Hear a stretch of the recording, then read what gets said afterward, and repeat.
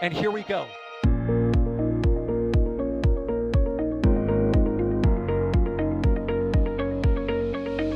have liftoff. Propulsion continues to be nominal. R68 chamber pressure looks good. Following up. Roger, Atlantis. Water towers, fly! Yes! Tango down to nominal. Flighting downside FD off. Bring in FD off. It's orange! Orange 45. Oh my god! Oh my god! Decollage. What is it? Put that in the big bag, 343 unfolds to go. Indeed. We rise together, back to the moon and beyond. The methane would be igniting in the flare, correct? Yikes. You good? Sure. We don't need any more of these.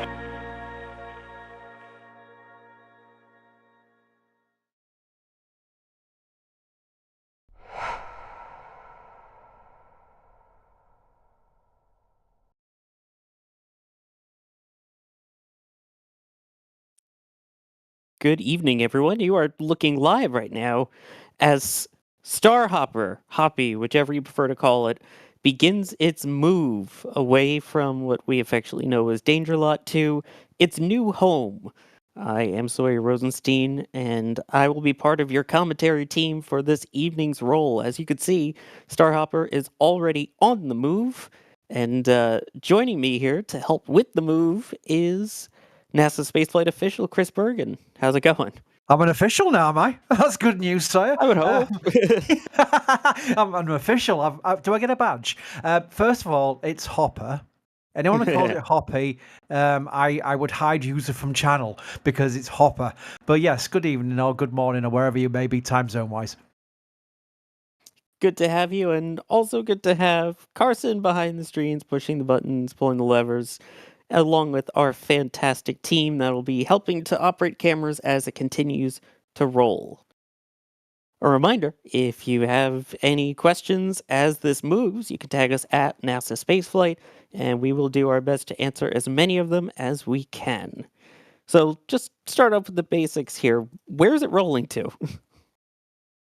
Well, I'll tell you what, we think it's rolling to Danger Lot, which we lovingly call Danger Lot because it's a dangerous place to plant cameras when watching the Starship launch, as the van found out to its detriment during Flight 1 when concrete blocks of launch pad surface went flying over the launch pad surface area into the back of the van.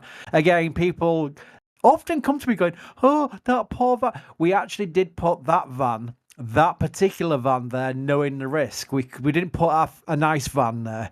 We put the van that we knew we could lose in the event of an explosion. Because remember, people don't remember that Starship Flight 1, there was every chance the vehicle could have blown up on the pad. Every chance. So that was the risk you'll take. In fact, Sawyer, I can vouch for you. I can ask you to vouch for this by saying that when you place remote cameras at any launch site, including KSC, there's always that risk you're placing your camera there for a funeral, aren't you?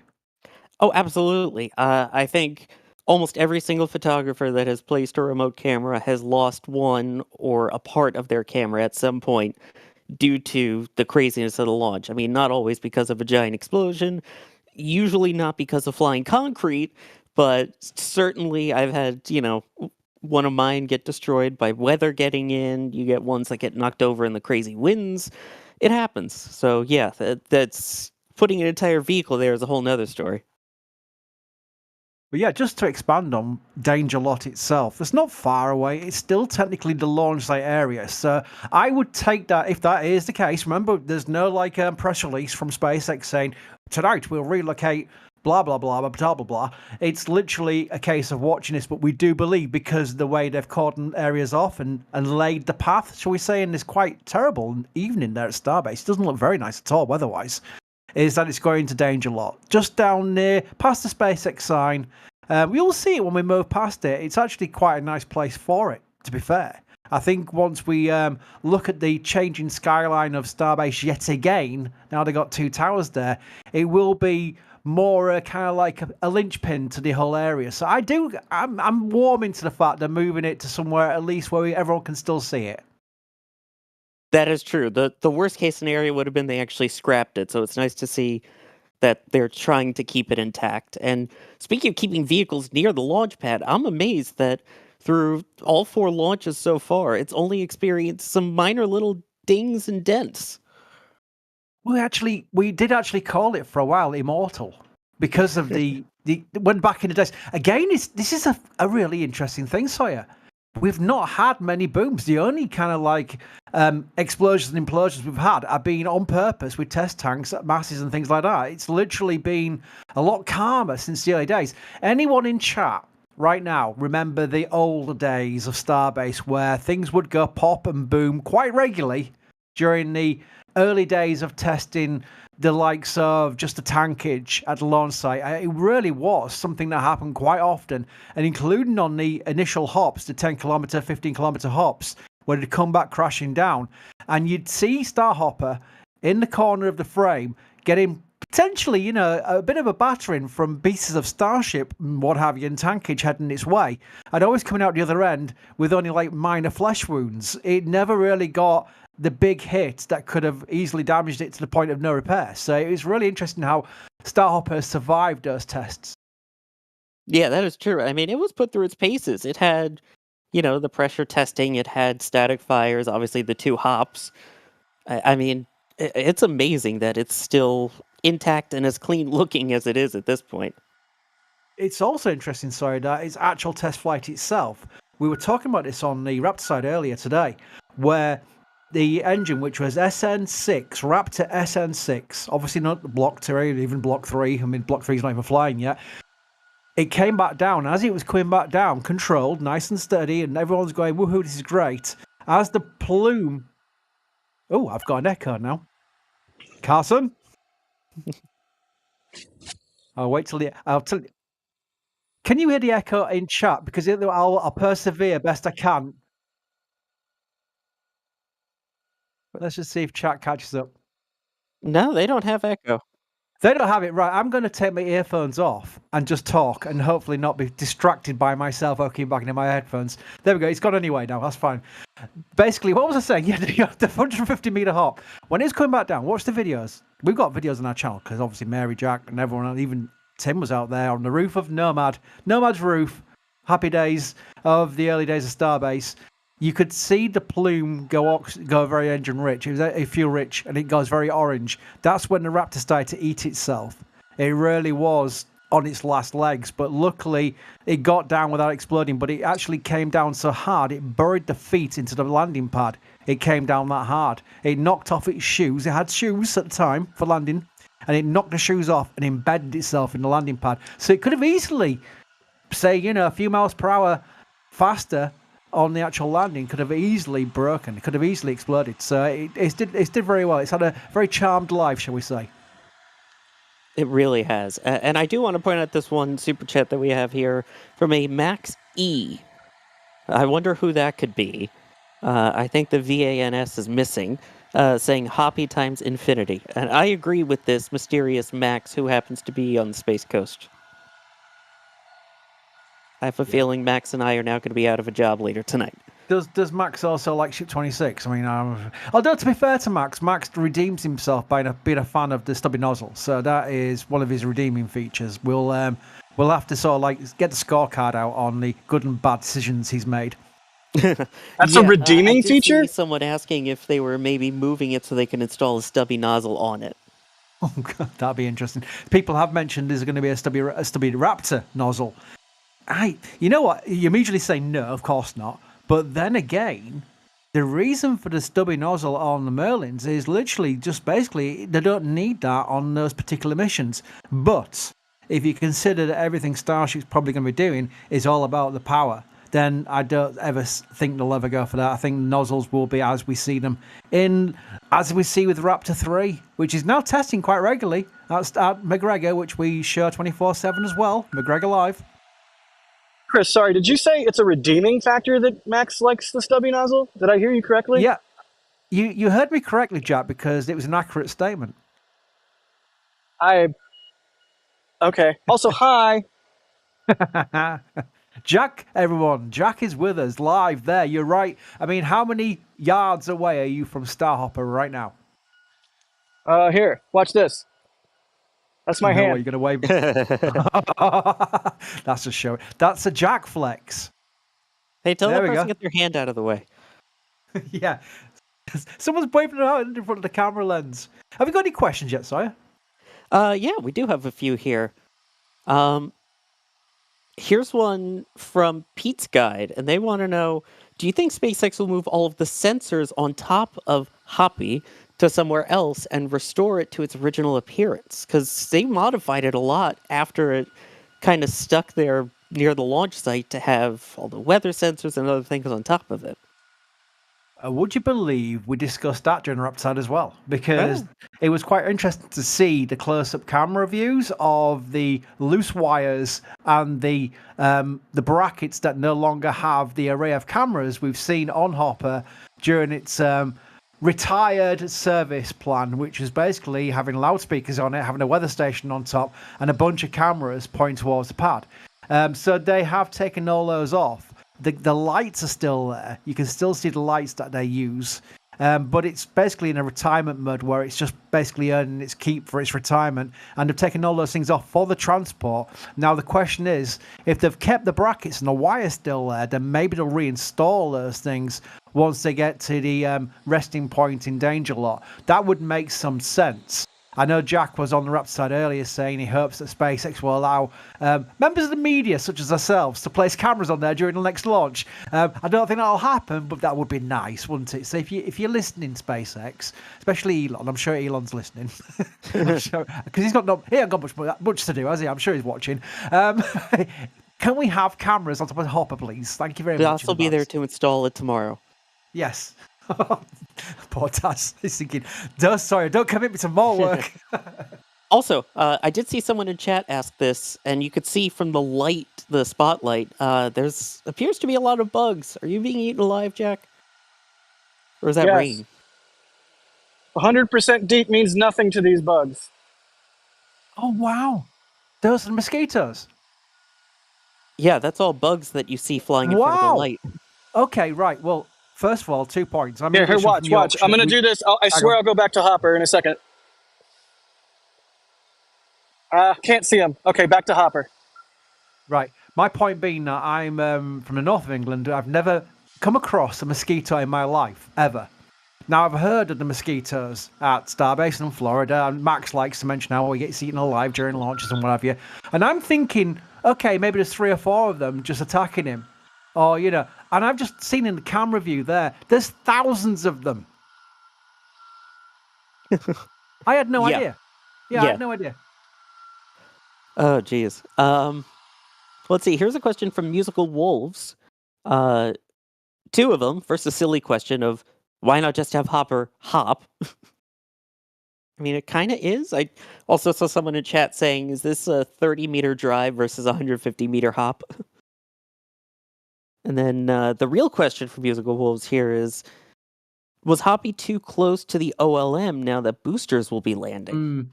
Yeah, that's a good question. People asking, are they relocating it because they don't want to lose it during a landing attempt on Flight 5?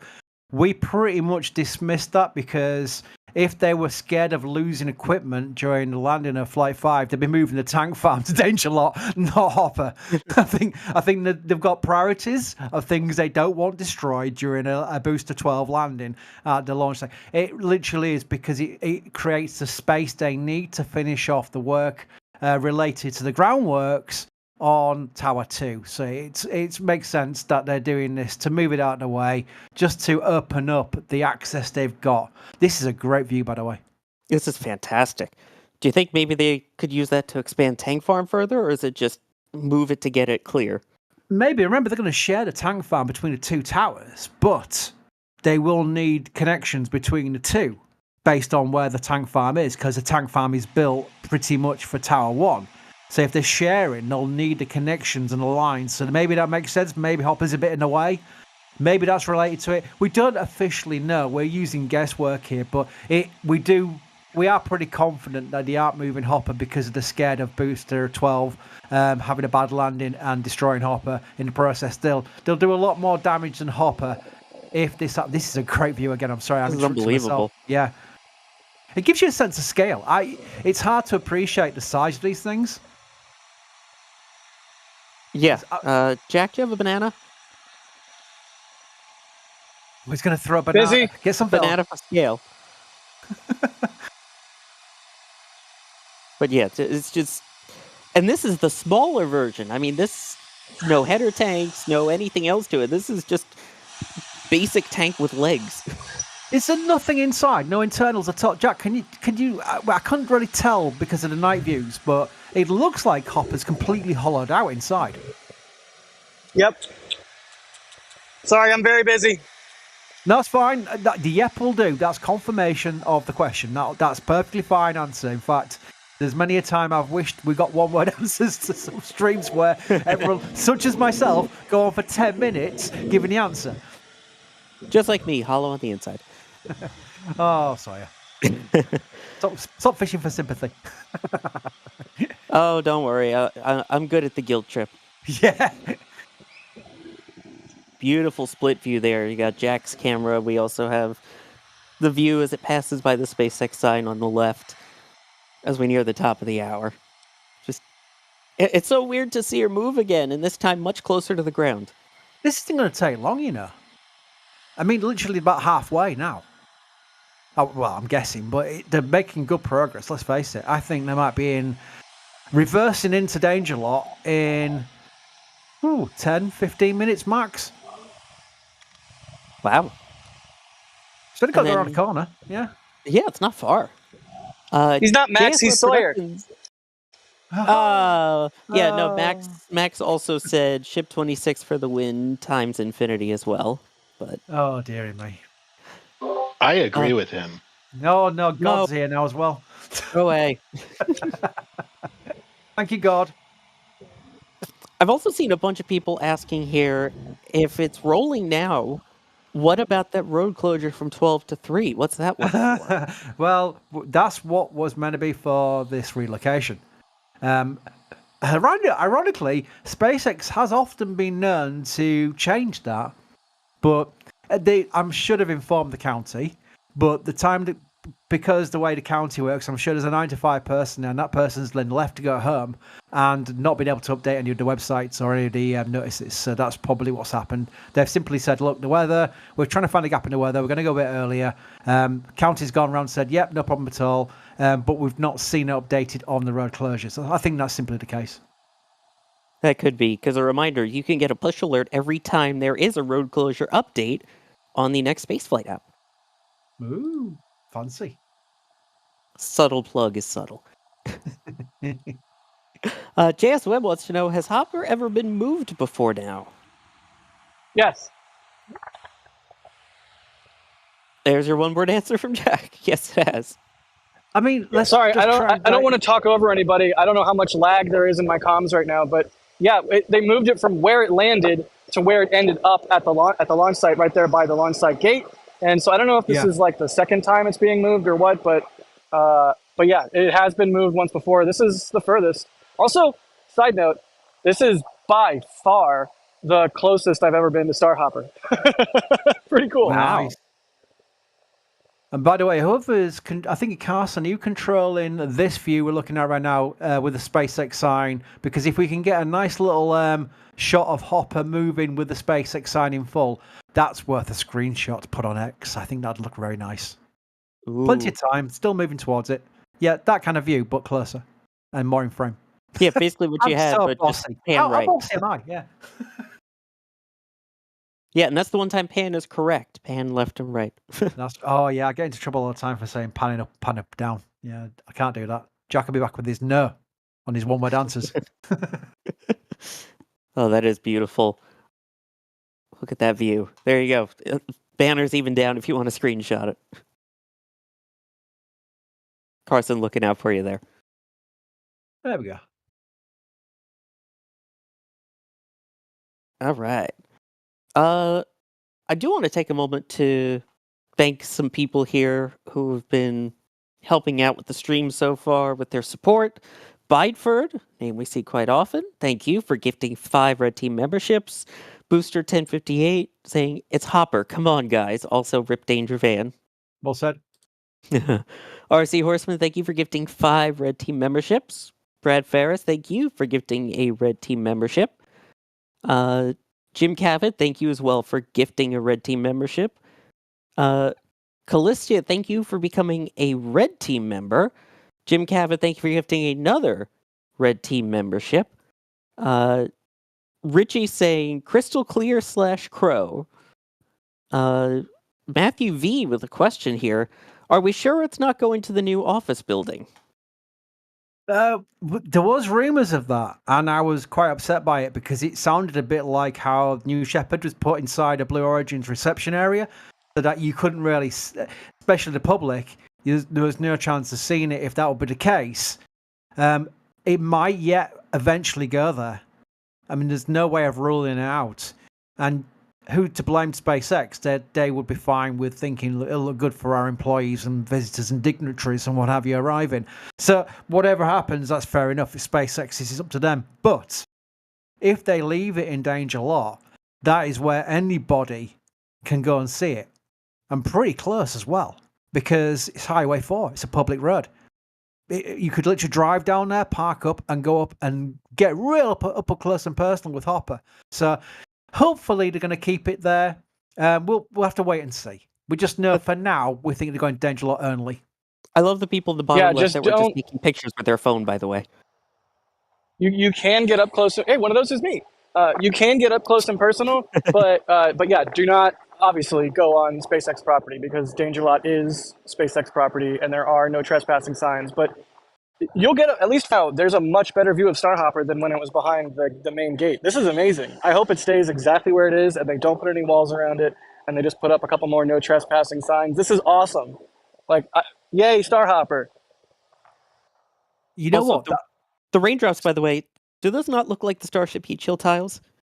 They do a bit, actually. Yeah, that's a good call, that. I did a screenshot for, I was asking, I was bullying Carson in the back room. Can you put the SpaceX sign in? Can you put the SpaceX sign for the X post I've just put on? Literally on. I'm gonna link it in chat so people know what I'm talking about. But that is an interesting thing that I missed on the Raptor side because I was concerned with it going inside Danger Lot that they might have, unless they had some protection, some like barrier up there, that they might have strange people trying to climb up it and take selfies from the top. But if it's actually cordoned off a SpaceX property, then that negates that issue completely. There we go. Cool. Good to know. I'm going to spam chat, by the way. Sorry, chat. I love spamming chat. I've got the power to do it, and I'm just mad with power. That's fine. All right, let's see what else we got here. Sorry, Jake just jumped onto my lap right in front of the screen, so it'll give me just a second to get the back up. Maybe Jake has got a pressing question. No, he just wants to press on my chest. Oh. Let's see. Here's a great question. Brian saying, when do you think SpaceX will finally scrap Ship 26? Yeah, it's a very good question. Hopefully soon. I'm just waiting for the Discord ping as Kevin rushes to the microphone. But I mean, to be fair, look, yeah, it's fun. We laugh, we make jokes, but they do actually need the space. Yep. If you think about it, the flight cadence hasn't been as high as we'd hoped for 2024. Everything points to the cadence being high for 2025. But look at the production facilities they've got now at the production site. They've got Star Factory. They've got 2 mega bays, the high bay. You know, there is so much capacity to build the ships that they really do need to be creating for their future plans, that they are going to be parking ships in the Rocket Garden. And Ship 26 is currently taking up a parking space. So you think about it, and we know SpaceX doesn't have too much sentimental feelings towards the ships. They've scrapped ships and boosters at will just because it's not part of their plans. And let's face it, I don't think Ship 26 is part of their plans. So I would have thought soon. I'm just surprised it's not happened yet. Me too. Let's see. I'm surprised it hasn't either. Jake, please get off my lap so I can see. You're lucky I'm not operating the stream, Crispy. Well, you have the ultimate power god. So you could literally cause complete chaos in I protest of could. your Ship 26 affections, shall we say. I have to be very careful to pick words at 3 o'clock in the morning. But yeah, it's very much a case of, if you think about it, Kevin, I mean, let's put the fun aside.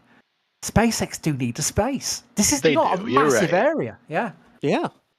You're right. That's But I legitimate. still think, honestly still think that Ship 26 has a future in additional testing. It's been a test bed since it was built. And I kind of feel like that is, that's the reason why it's staying around for right now. I think there will come a day where we will have to have a Ship 26 funeral, but I don't think that day's here yet. Yeah. Someone was asking in chat, which will be scrapped first, Ship 20, 26, or 32? You know what? That's not a bad question, because there is every potential. I'll explain why I paused and kind of went to that.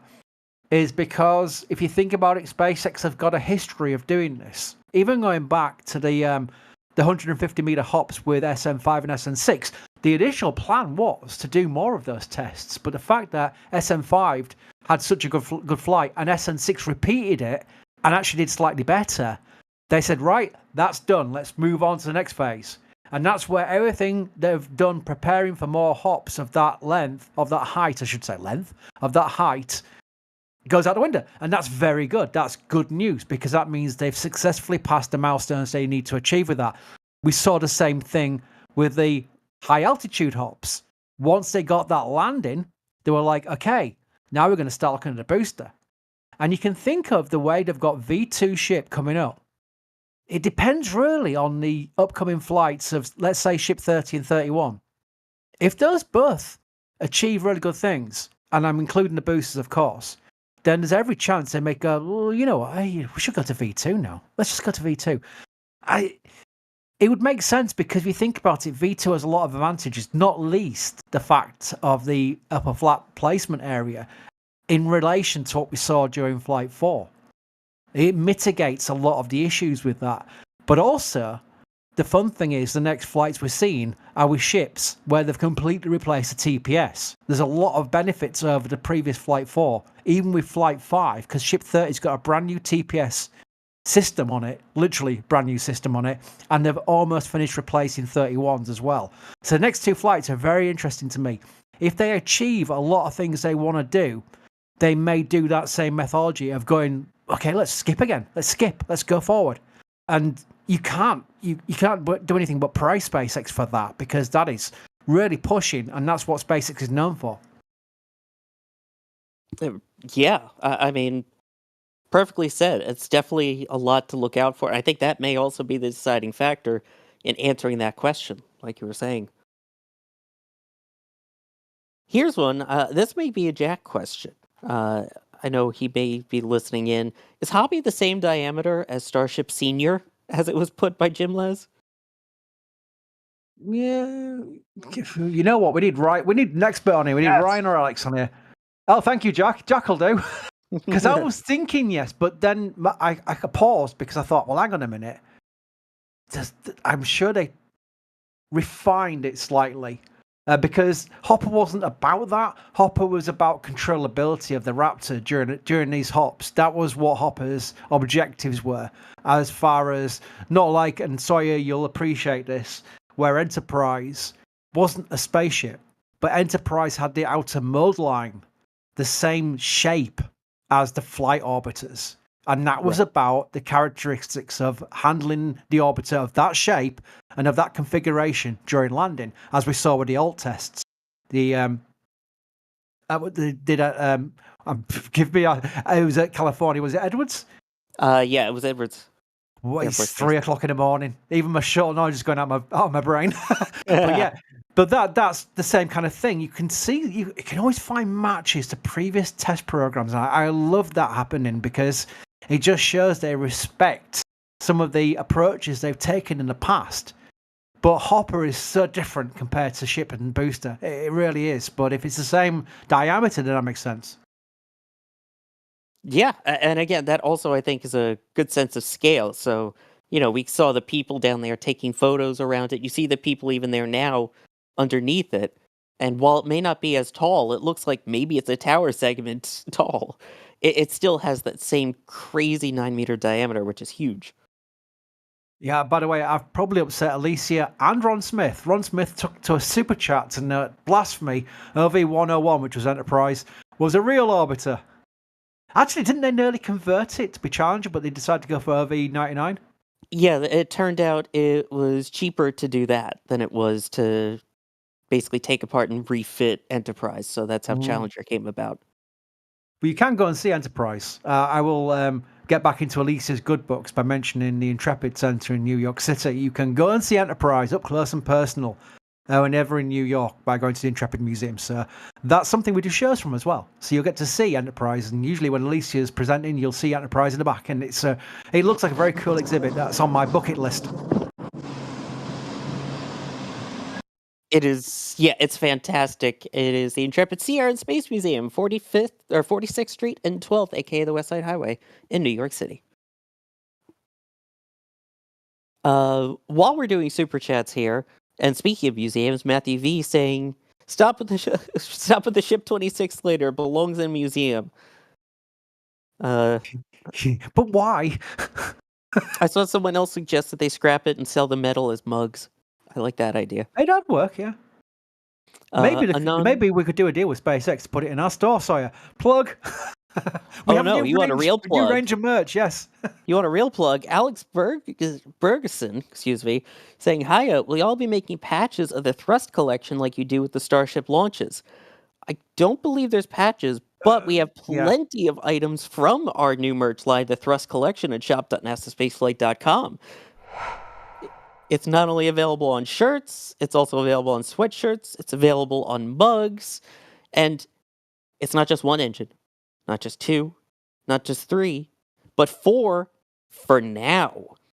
So show your love for your favorite engine, whether that is the BE-4, mine, the RS-25, whether it's Falcon 9's Merlin, or if you're watching this, you probably love Starship, if maybe it's a Raptor.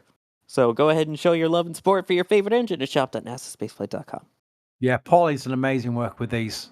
B4s, RS-25s, Raptors and Merlins. Really cool designs. And I want all 4. So there we go. But yeah, it's actually really interesting because we are looking at doing alternative things with those great designs, but patches are so hard to do. They really are hard because you have to go through a real long process. And that's why people keep asking me to this day, "Oh, your Flight 4 sold out, your Flight 4 patch sold out, your Flight 3 sold out." When you get more in, you just can't, you can't just get a few. You've got to get a bulk order and hope for the best. So when Flight 5's patch come out, which I'm getting to, which is absolutely amazing, when we start saying things like, "There's limited stock remaining now," it's not a sales tactic. We absolutely mean it, and we say it because we don't want people to miss out, because a lot of people really have been asking since, and they have missed out. But yeah, that's how it works. Also, the person who asked any RD-170 available, we are planning on adding more engines to the collection, so yes, hang tight. Let's see here. Man, it went from booking it to kind of just hanging out now. I don't think it's in its final spot just yet, is it? Or are they looking at something there? I'm trying to see exactly what's going on with its current location. Well, I would have assumed that it placed wherever it's staying, with like the mounts or whatever they're using, probably large blocks of concrete, maybe, I don't know, or steel even, where Hopper will be residing, and they'll simply lower the SPMTs, which have got like these wooden planks under it, which is holding Hopper up, and the SPMTs will then roll out, and that will mark its final spot, obviously, because the SPMTs have rolled out. So that's probably the next thing we'll be looking for. I don't know how long this process will take, though. If that's not the most appropriate thing, taking what was essentially a pressurized tin can and carrying it on planks of wood to its final spot, I don't know what says more early Texas Tank Watcher than that. Yeah, it's true. Let's see what else we got going on here. There was a couple more items of support I wanted to hit. Anon MS, thank you for gifting 5 Red Team memberships. I always wonder who that person is. Nathan Fiat, thank you for becoming a Red Team member. Thank you to Booster1058 for gifting a Red Team membership. GL Stewart becoming a Launch Director member, one of the highest levels of support that we have here at NSF. Not only do you get access to the Discord, which you get with Capcom and above, you'll also get to see your name at the end of the Flame Trench every Friday and get our love and adoration forever. That last one's true, right, Chris? That's the third perk? Yep, it is indeed. That is great support. Very much appreciated. Again, the irony of memberships right now is that once we finish this stream, I'm going to be uploading some cool photographs from Jack into the member section area for Red Team and above. So all those member levels will get some more content. Every day we put content into our YouTube membership area, which is Red Team and above. But yeah, if anything you like Capcom and above, you get Discord access. Then Launch Director and Flight Engineer levels is where you get your name at the end of the shows and what have you. So there's lots of perk levels. But again, you know what? I say it every single time. If you're a member, awesome. If you're gifting a membership, amazing, because that is literally you helping us, but also helping someone else in the community who may be a massive fan of us, but just can't go around buying memberships on YouTube channels. And I know that's probably most people, but also there's guessing it's people who are literally just probably may have even just joined today. Welcome, because you all count. If we were doing this just to members and there's like 100 members, that'd be quite dull. I like the idea there's 3,000 people in here at a silly time of night watching Hopper being moved just down the road a little bit. And that's because most people in here won't be members. They're people who are just interested. And join in with chat, because we have an amazing community where everyone's really friendly. And I say that without any kind of fluff, because I've been on enough different subject channels where you think it'd be quite tame. And it's chaos, and you're thinking, wow, it's nothing like our community. I've really noticed that. So I like the idea of welcoming new people to the community, because that's what makes it work, when you've got a large number of people interested in what we're putting out there. It really does. And we couldn't do what we do without that member support. So it's the least we can do as a thank you. Let's see. Brianna Matthews, who said 20 more sounds like not enough bacon for Jack. And Matthew V asking, when Flight 5 merch? It's usually when we get the full stack, right? Yeah. I'm a terrible leaker. Chat knows this. They know I'm terrible. I'm notorious. I can't help it. I'm a professional blabbermouth. I just love to give information out. But basically, yes, as you said, sorry, I've been very careful. When they get to full stack, which is when Booster 12 rolls out, goes on the double launch mount, and then Ship 30 rolls out, and they stack, that stream, the stacking stream, which we'll be doing dedicated commentary for, obviously, will be when we'll release the Flight 5 merch, which I've seen, and it's amazing, and I'll be very quiet now because I desperately want to talk about it, and I'm not allowed. Yeah. Here's a question from Vaquero, who asks, did we see any new mounts or pads to anchor the feet of Hopper? That would be a Jack question. He's not on comms right now. I obviously, myself and you, Sire, won't know this because we're not there with our eyes on the actual surface area where Hopper is right now. So I'm hearing Chi in chat says, yes, we did. So I'm going to go with that. And you'd assume so, wouldn't you, as well? Because it makes sense. So we'll find out. But yeah, I mean, again, questions that we can't particularly answer. It'd be down to Jack when he comes back on comms. Which I will save that one then, so we make sure to ask it to him. C.S. Miller, why so many dents? At least it looks like dents. Residual damage from Starship tests and launches? Yeah, pretty much. Yeah, it was. I mean, remember, the two things. One is during its pressurization and depressurization during tests. Remember, chat, I'm going to ask chat as well. I'm trying to find out who's kind of OG members of our channel, because the people who remember the actual initial hops of Hopper, it wasn't just a 150-meter hop. It actually hopped a couple of times before as well, very small distances, where fire breathing, the vents would literally be on fire. It was like a fire-breathing water tower, as Tim Dodd would call it. And it was really fascinating to watch how dynamic those tests were. And those pressurizations, depressurizations, would have certainly aged the skin of Hopper, shall we say, which is not a very technical way of saying it. But it was actually fascinating to see. But also, it has been peppered, like the craters on the moon, by these debris of the exploding ships coming back down and the test tanks going boom, what have you. I mean, there were some very dramatic explosions during the early phase. And again, I refer back to what I was saying earlier. It's actually quite amazing how tame, can I say that? Barflight 1, because that was flying concrete, let's face it, that was quite dynamic in itself. But as far as things going boom, what have you, it's been pretty much kind of tame since. But a lot of the damage, a lot of the marks on Hopper will have been from flying debris. Oh, yeah, and it's great views of this, by the way, too. So shout out to Carson and all of our Starbase Live operators that give these fantastic views throughout the day. I do have to hit this one because it's a shuttle question. Brandon was just saying, found a picture of a shuttle on the pad in March of 2010. What shuttle and mission was it? That would probably be STS-133, which is the final flight of Discovery. Because then there was one more, the final flight of Endeavour, 134 later in the year, and then 135 in 2011. Yep, a quick little shout out. If you search on YouTube for STS and then use the mission, you still have to mission, so like 133 or 134, 135, Ascent Highlights. It's actually videos that were edited by an actual NASA controller at JSC. He did it in his spare time, and they went viral on his personal channel. They are stunning videos. I say to this day, some of the best videos I've ever seen for spaceflight. And Kevin's going to shout at me for that, saying, well, don't we do good videos? They were stunning, especially for the era, because we're talking Windows Movie Maker probably. Absolutely amazing videos. And they were so amazing that NASA Johnson on their YouTube channel said, can we have these? And he took them down off his personal channel and put them on NASA Johnson's channel.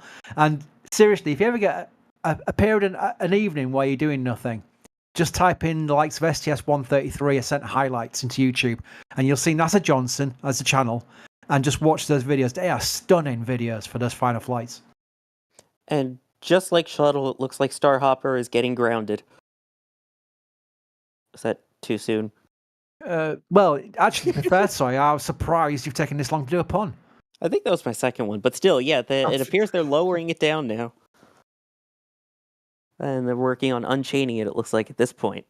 So it should be close to its final resting spot, at least for the time being. Does that mean Kevin will let me go to bed soon? Of course not. Oh, no. Kevin, the Whipmaster.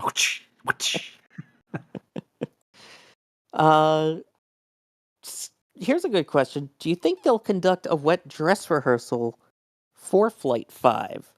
Because on X, they said Flight 5 is ready. Yeah. Well, we're weeks away from a launch, first of all. There's some pessimistic talk of a couple of months. I don't think it's that bad. Personally, don't think it's that long. We're waiting until Flight 5. But it isn't going to be like in 2 weeks' time. And it certainly isn't in the 3 weeks that we heard on X, which has now been 3 weeks since he was mentioned. 3 weeks.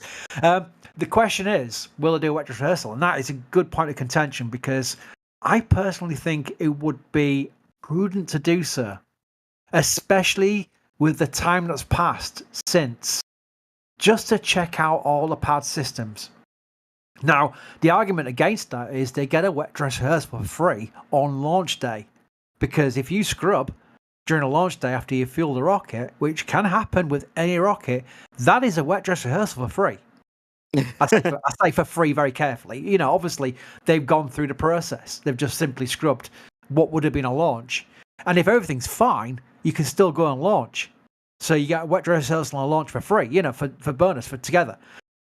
I don't know. I've heard people say they might not do it this time round, but let's go and wait and see. I personally just want to see a vehicle back on the pad. It's been long enough now. I'm an impatient soul. I want to see a full stack back on the launch site, and for us to be on Starbase Live, spending lots of time panning the camera up and down. Sorry, James, he's not here to tell me off. Again, nice views of this. Really, what it is, a stunning looking vehicle. And I say that maybe surprisingly to people going, well, Chris, we know it is. You've seen it enough times. I remember before the first full stack, seeing CGI artists, who are amazing, by the way, on X or Twitter as it was back in the time, thinking, yeah, that looks like a cool vehicle, but I wonder what it's going to be like in real life. I think it looks better in real life. I really do. I think it looks stunning in real life. So I can't wait until we get a full start back on the pad, and then we'll worry about retro rehearsals or not. Yeah, especially now they've added that padding to the chopsticks. Hopefully see some more catch testing too ahead of time, because that's my biggest concern, I think, as with most people for Flight 5, is the catch. Yeah, you know what? Sorry, that's a good point. They may yet take B14.1 back out. It's basically we're talking about diameters of the booster that literally is a bit of a mini booster, and they can slap it with the chopsticks as much as they want and not damage flight hardware because it's not going to be flying anywhere. So that's what they may do next once they finish working, which is a lot of work, by the way, on the chopsticks and got it into what they think is their final configuration for the Booster 12 catch attempt on Flight 5. They may take B14.1 back out there and do some more dynamic testing, which will be really interesting, by the way. Rather than just a lap test, they may actually do some kind of like mini rehearsals of the tank coming down and being caught. Maybe, I don't know. I don't know how they're going to do it with a crane, but you never know. But either ways, that would again be prudent to do. And they're in no major rush because they still have to get the FAA to approve on this Booster 12 catch. And maybe B14.1 testing is part of that documentation to prove that they've done everything possible for the safest possible attempt at bringing Booster 12 back down to the chopsticks. Yeah, that's a good point to bring up also, is that, people talk about, oh, well, they've gotten the modified launch licenses and things like that. Well, this is different when you add in the landing. The landing is still controlled by the FAA. That's also the same reason why there was the mishap investigation, albeit it was only 2 days, during the last booster landing failure where it landed and tipped over and Jack said no a lot. Which is down my ringtone, by the way. But yeah, they control up and down. So it's that same waiting for those, waiting for up and down. And speaking of down, it looks like the people are down off of those wooden planks as they appears loosening those chains. Cool.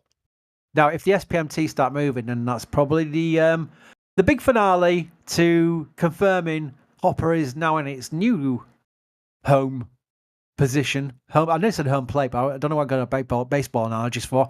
But it literally will be where they're leaving it for at least the upcoming period. Again, I'm very careful to say the permanent home, because again, that is potential they're going to move it again. But right now, this will be its home for the meantime. That's the plan for now, and you can still see some of those chains wiggling on the left there. Looks like they were working on those. I don't know. And again, the operators around it looking like maybe they're getting ready to pull it out. We'll have to keep an eye on it.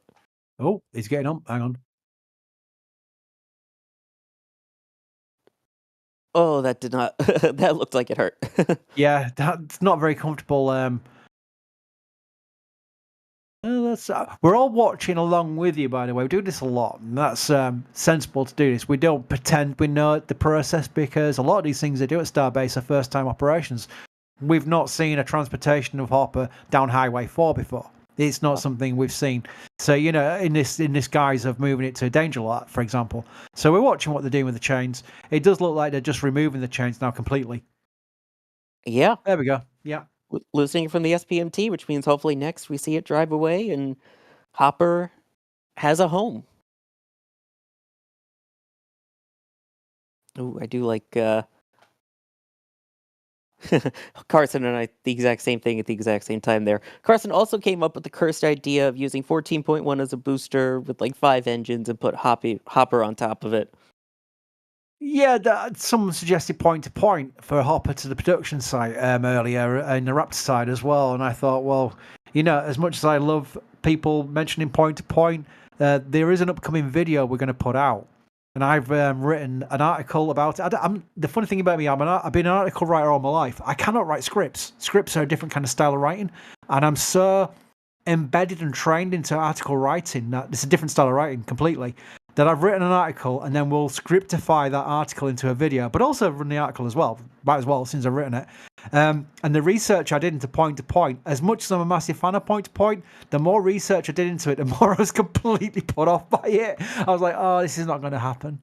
I was kind of like getting more and more depressed the more research I was doing into it. But it'll be an interesting night because there's a lot of things in the past which relate to point that you may have not known about that I've kind of like researched via discovery. I think that's what I call it in the US legal terms, isn't it? Discovery. Which were amazingly, not point to point for Starship is not the first time ever been suggested as such a thing. So it'd be interesting to do. But yeah, I've become quite skeptical of point to point ever being a thing because of the challenges involved. But at least that means the video won't be point to point best thing ever. It'll be point to point, maybe whatever happened. Also, I see someone suggesting B14.1 with 5 engines, and someone's quoting me on that now, adding it to their list of cursed renders. Thank you. And while it looks like they continue to get Hopper down into its final spot, someone actually did bring up a question, and I guess this is the answer now that we see it. Of does Hopper need to be oriented any particular way in its new location? I would have thought they'd have reversed it in the correct orientation. They'd have planned that in advance. Yeah. I would have thought. And if they need to relocate it, reorientate it now, they'd have done it before they started taking the chains off. So maybe this is what it's meant to be left as. It'd be interesting if we could just sort of like tilt up. So I'm getting back in Jack's good books. Thank you. To see if there's wires and brackets for the cameras where they are. If they're pointing, at least we can see them in the camera view. It'll be interesting to see because that might point to being in a configuration where they will reutilize those camera positions. I mean, they could also add more if they wanted to. It's not going to be hard. But that'd be interesting. We can tilt up, please. By the way, also, Booster 1058 wants you to say Shuttle for the bingo card. Shuttle. There you go. We mentioned it earlier. Sorry, you can't have a stream with me and Sawyer on without Shuttle being mentioned within the first 10 minutes. Oh, exactly. Speaking of which, can we do a promotion for this coming Sunday? We've got 3 missions to cover, including the famous one, the abort to orbit. I'm just going to quickly look at this Hopper configuration here. Now, what position is this camera? What camera is this? Is this... Help me out, Carson. What camera is this? I'm going to try and get my bearings. Right, so trailer. Yes, you know what? I think the brackets for the cameras will be pointing towards the towers. So I think it is the orientation they need. There we go. I do think that works. Yes. Yeah, I do. Well, I think so. So that would be the answer to the question then of potentially why. Yeah. I'm guessing. Really, I'm guessing, but it does look right to me. Let's leave it at that. Anyway, yeah, Shuttle Sunday, this Sunday, including the abort to orbit, which was the only ever time an RS-25 let them down during ascent. Only time in 30 years. And we'll go into, I won't spoil things, but there was a controller who got on the loop and really sort of took over the show. He requested, that's right, STS-51F, well done, Redstone. Who requested main engines to inhibit because she saw they were going to lose the second engine via this sensor that was playing up on the engine that failed on them. So there's an amazing backstory behind that one. We're going to do 3 missions on that. The other 2 missions are not massive missions, so we can do all 3 within the hour or so. And then the Shuttle Sunday that will follow that will be Atlantis's maiden flight. So that'll be a dedicated show just for that maiden flight because we'll be showing baby pictures of Atlantis being born.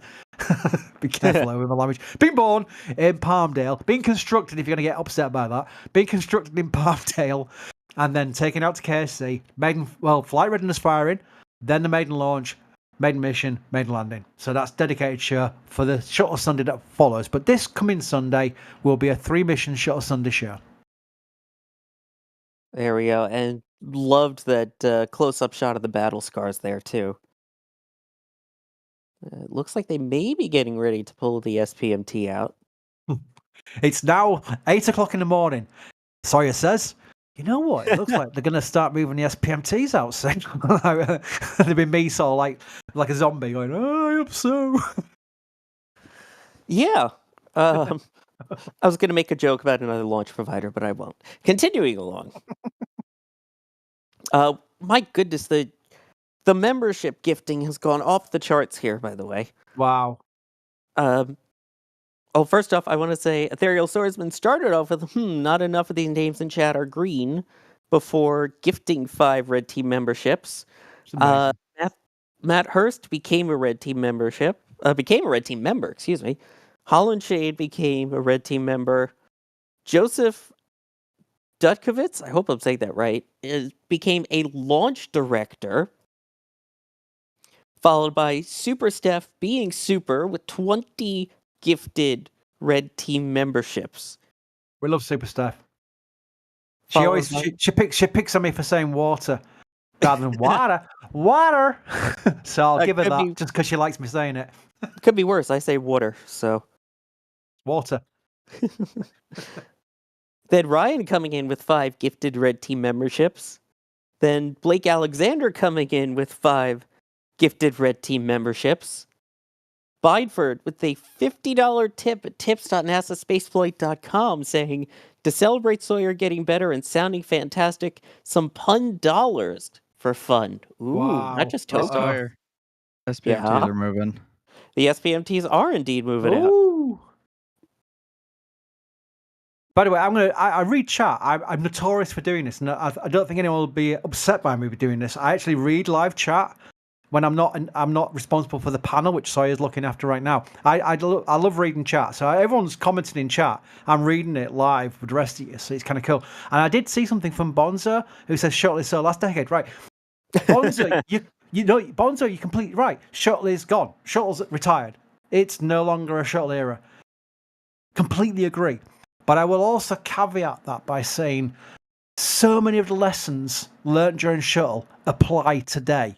And not least, the NASA administrator, Senator Bill Nelson, starting off his Starliner address about the fact that Starliner was coming uncrewed by referencing Challenger and Columbia.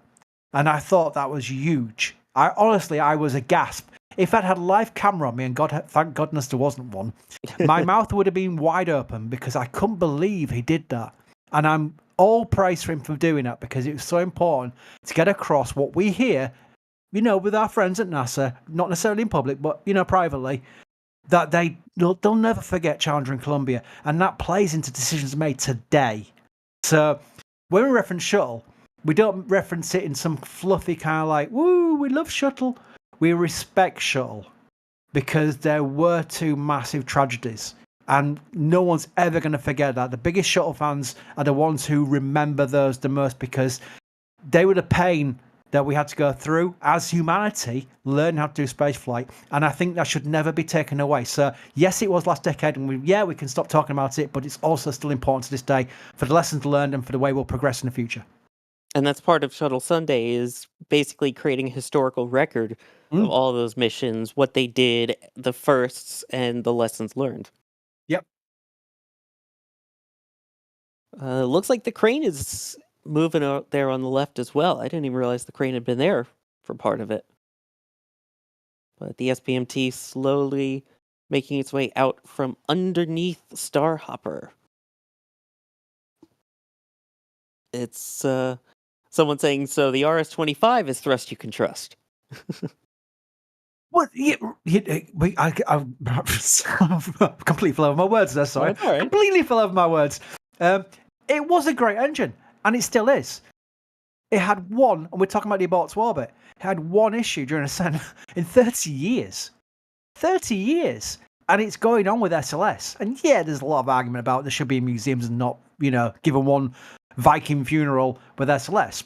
I'm personally of the latter. I always have been. And yeah, I know a lot of people don't agree with that. Probably most people don't agree with that. But it's a great engine. It really is. They're expensive. They're not. Raptor's amazing. Raptor is absolutely super impressive.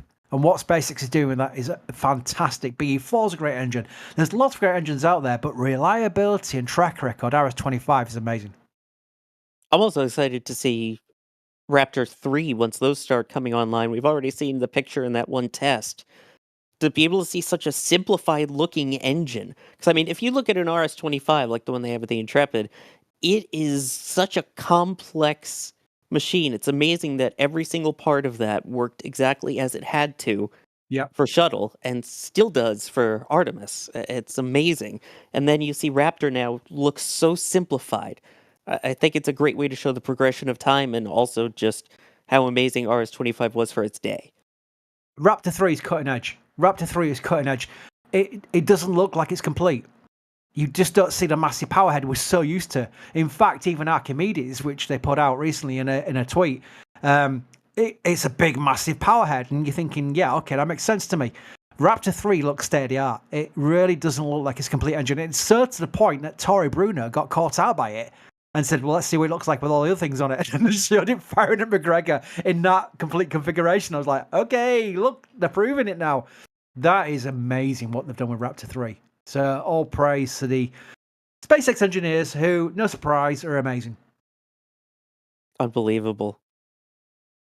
And I saw a really good question here, and this is a good point, and you can already kind of see some of the answer on Hopper.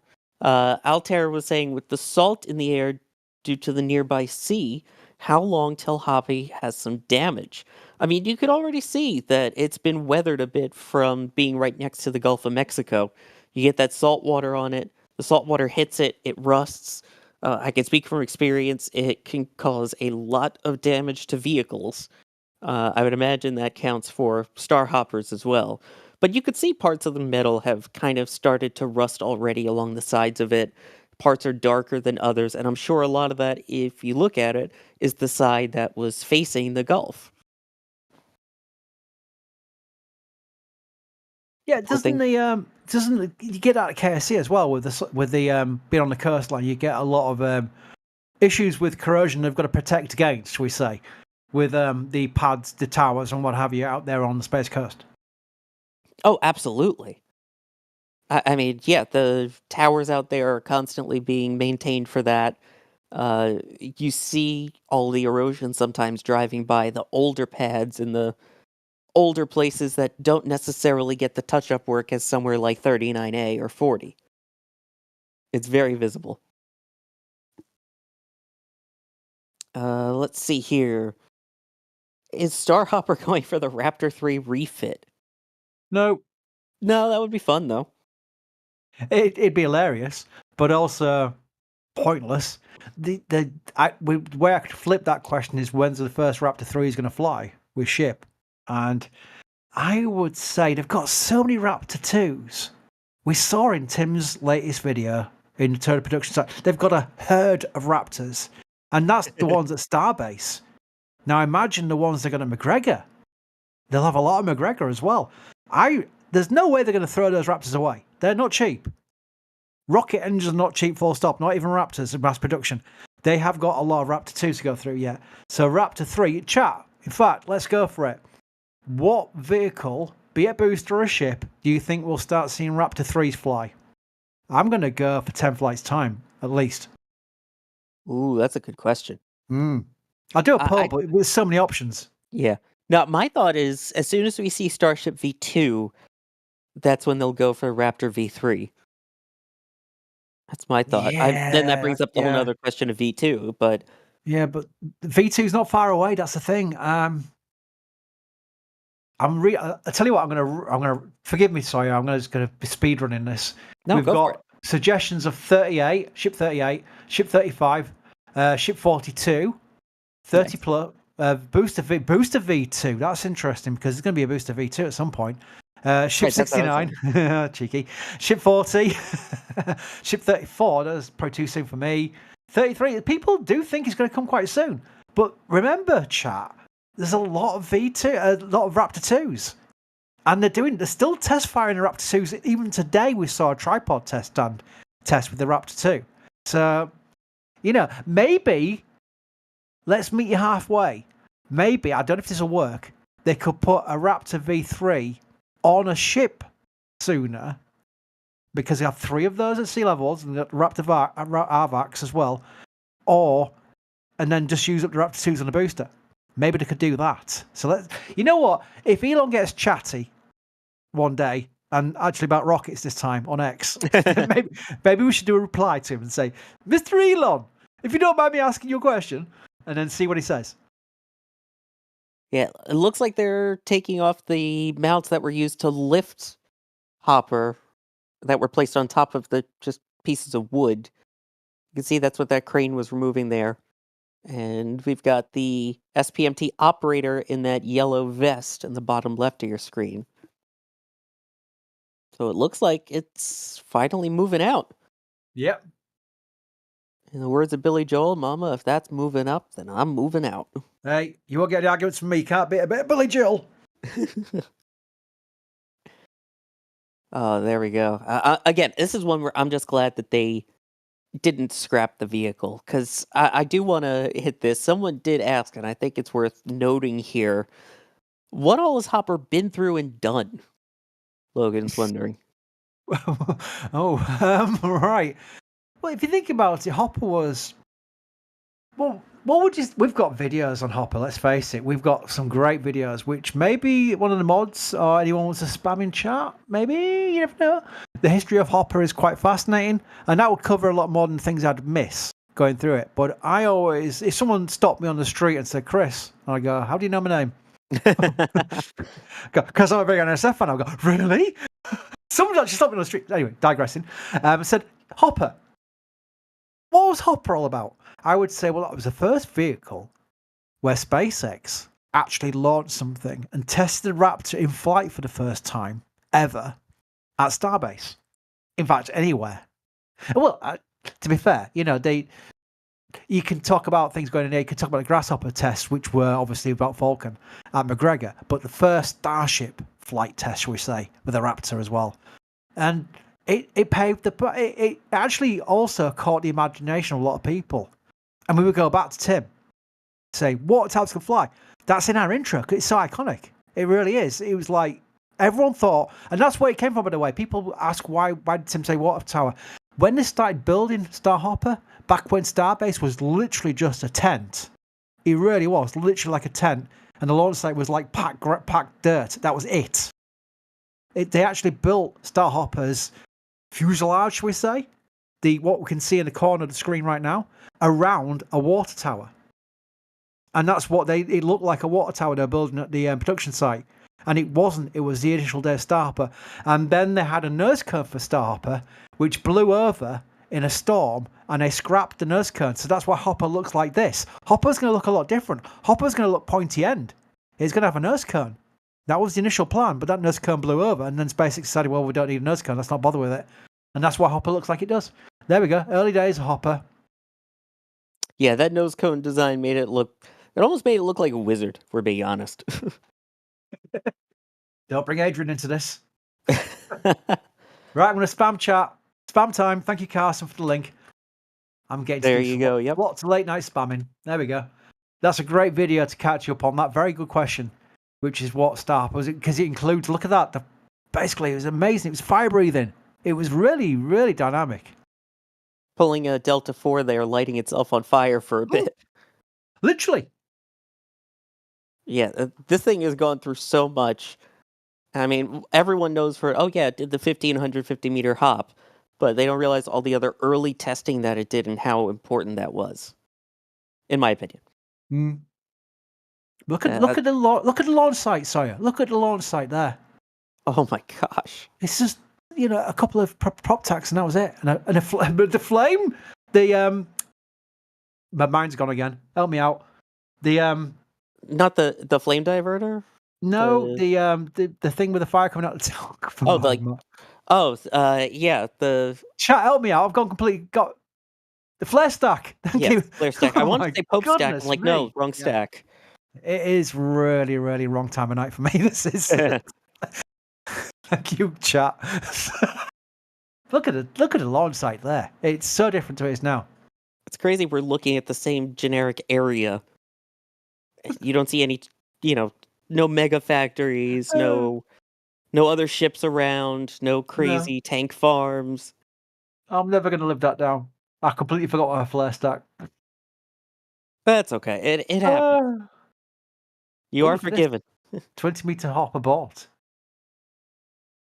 The flamethrower side. It's great. I love the split screen of it too, just to see what it looks like now in a parking lot of a huge building by that big SpaceX sign, and before it was a tin can spewing fire. Remember, this is the back in the days where there was no other camera installations. We had bought no land, which was still a crazy decision to this day. But thankfully, it's kind of worked out.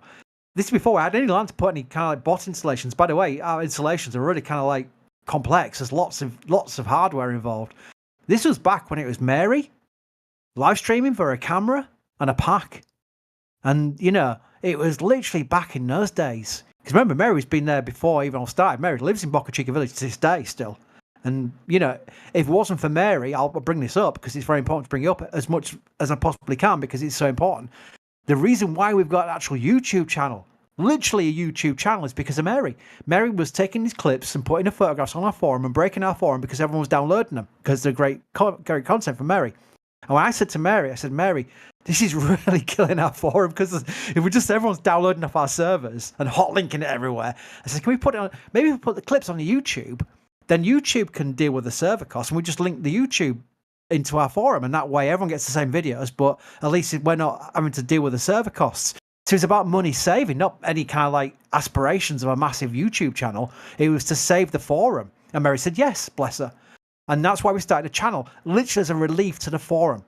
We had no aspirations of getting to this 1.1 million subs we're at now. It's just amazing the path we've been on. One day we'll go through it in depth from the early days of the YouTube channel and just talk about it because people think most people do, start a YouTube channel with the aspiration of making, a big channel.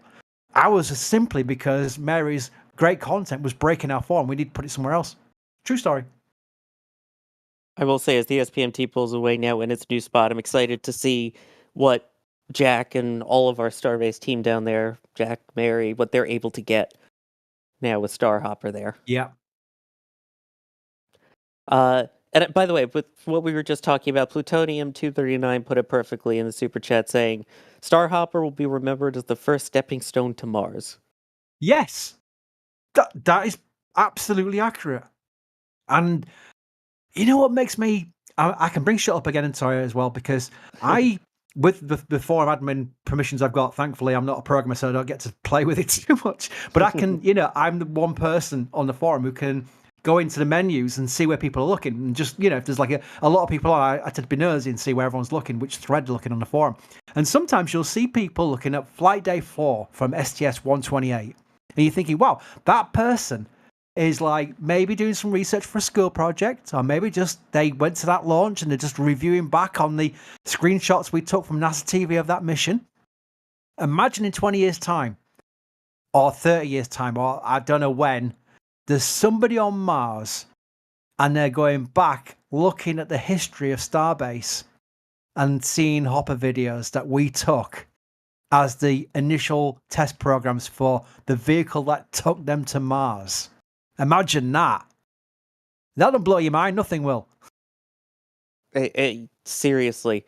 I mean, NSF apparently has already been quoted in textbooks and newspapers. It's become a resource on the forum for all of the early days of SpaceX and especially Starship now that it's continuing to grow and we're getting closer to reusability, and the fact that we had both a booster and a ship that miraculously made it to their intended targets on Flight 4. Spectacular. Yeah, it's really cool. I that's what keeps me going sometimes, because you're thinking, well, hang on a minute, some days are rough, some days are kind of like, really busy, and, it can be a bit of a grind sometimes with anyone's job. And let's face it, there's much harder jobs than this. There's people doing like, working for the military and what have you. This is nothing like that. This is a pleasure to do, but it can be a grind. But some days you'll get an email, you'll see someone send you a message saying, I'm like 14 or whatever, I'm doing a school project, and thanks because I found something on your channel, I found something on your site that's really helped me. And you're thinking, wow, that means everything.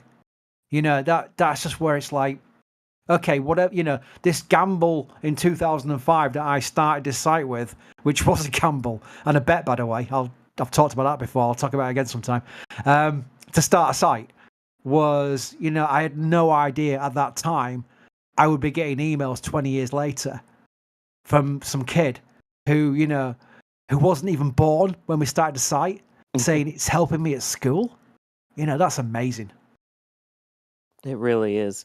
And it's all possible with the support of our fantastic members, both on L2 and here on YouTube, including Apocalypse Cow gifting 5 Red Team memberships, Sheriff Tracy gifting a Red Team membership, Flipper79 saying when torch, and then Pete's Guide, how many versions of Raptor will be flown before Starship reaches full orbit? Also adding in, just as a dig, Ship 26 is Raptor 3 static fire test article. No. I'm just going to say no right there to that. Well, Chris, this has been fun to talk about something other than Shuttle. How about we do this again Sunday? Yeah, Just let's with do it Shuttle. Sunday. Let's do it Sunday, but this time we'll talk about Shuttle. Sounds like a good.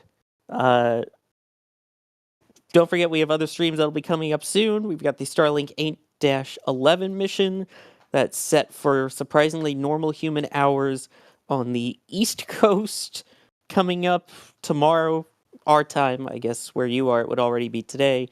That's Wednesday at 9:01 a.m. Eastern. Polaris Dawn currently no earlier than Friday. Whenever that is, we will, of course, be live for that as well.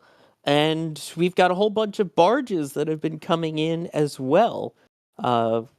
Make sure you keep an eye out on Fleet Cam and Space Coast Live to see all of those and their arrival into the Cape.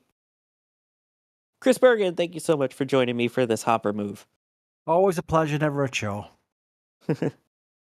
And I have been your host, Sawyer Rosenstein. I want to give a huge shout out as well to Carson for operating the stream, as well as Kevin Michael Reed for being the voice of God and jumping in occasionally. And to Mr. Jack Byer getting eaten alive out in the field, but bringing spectacular views and hopefully some awesome member content shortly. Thank you, everyone, for watching, and we will see you for the next stream. And here we go.